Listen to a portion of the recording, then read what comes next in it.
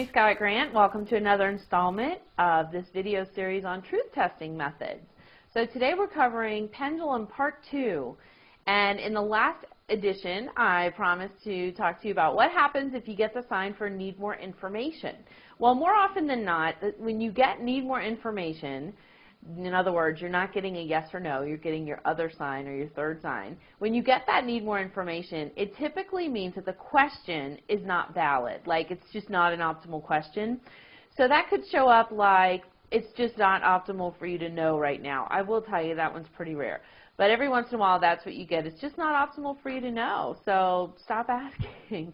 It could show up like, you have too many variables in the question. You know, in the last part, I was talking to you about using your pendulum to determine which flight to take, or when to travel, how to travel, what mode, what airline, et cetera, how much to pay.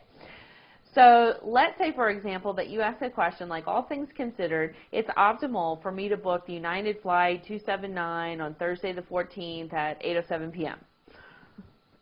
Well, if part of that is true and part of it is not true, you're probably going to get a sign that says need more information. It would be like if you asked someone that same question, you said, but you can only answer yes or no. They'd say, I can't answer that. It's partly yes, partly no.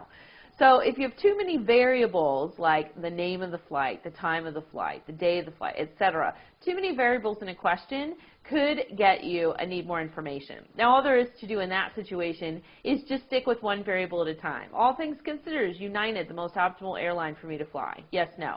All things considered, is Thursday the 14th the most optimal day for me to fly? Yes, no. You know, etc. Now, if you're getting no to everything, you got to look at, well, maybe flying is not the best option. Maybe it's optimal for you to drive or take a train or take a bus or whatever, okay? If you need more information, you could have, okay, so we've established you could have too many variables. You could have a question that you just don't need to know right now. You could also be trying to make a prediction. You know, this is not a particularly valid method for making a prediction, and to be honest, I don't know one that is. Do you know why? Yeah, because the universe is constantly in flux. Everything is changing. You might have heard of this phenomenon called the butterfly effect. That says that a butterfly flapping its wings can actually cause a tsunami halfway around the world. It's these infinitesimally small, is that a word? Maybe. Okay. It's these teeny tiny itsy bitsy changes, choices that we make every single day that add up to the grand sum of where our life is in this moment. And so changing a small thing can lead to changing a big thing.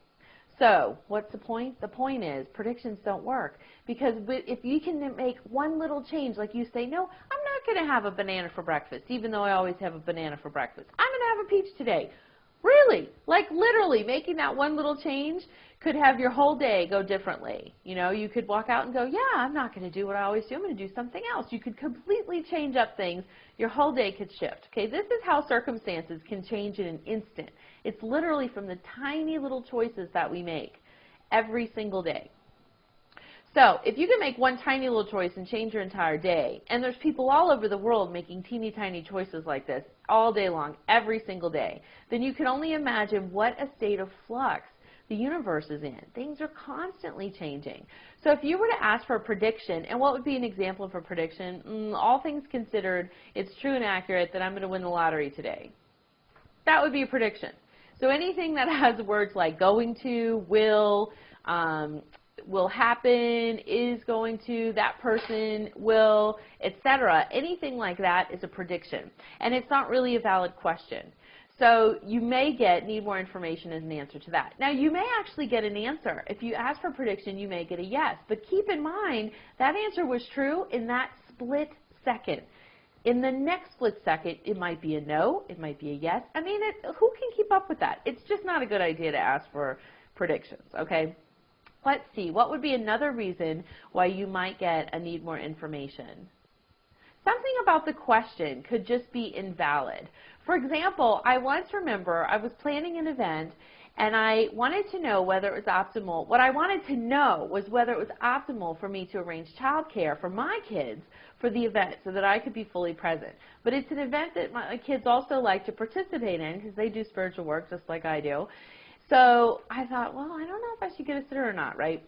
And the question that I asked was, all things considered, is it optimal for me to be worried about the kids? So of course I got to know. And I thought, in that instant, I thought, of course it's not optimal for me to be worried. The universe never thinks it's optimal for you to worry about anything. So that just was not a valid question. So a different person, or even me on a different day, might have thought need more information for that kind of question. So it might not be a valid question. It's never optimal for you to worry or be concerned. What you want to ask is, in this moment, is it optimal for me to do this or that, yes or no? Okay? So what would have been an optimal question for me to ask in that moment, in the example I just gave you, is, all things considered, is it optimal for me to arrange child care for my children? Yes or no? And I ended up getting no. They slept through most of the day. They participated when they were awake, and we had a great time. So see why I love this pendulum thing? All right. Well, I hope you have enjoyed this segment. We have just 2 more segments on the pendulum. The next one is a quick one called How to Use Multiple Choice with the Pendulum, because up to this point it's only been yes, no. And then after that we're going to talk about bias, because people always ask me when they start playing around with this technology, you know, can I influence what I'm doing here with the pendulum? Yes, you can. So we're going to talk about how to avoid that and what to do if you suspect a bias, and how to double check to make sure that the information you're getting is actually true and accurate. So thanks for joining me today. I look forward to seeing you again next time. And if you want to come visit me online, go to AskAmyAnything.com. See you later.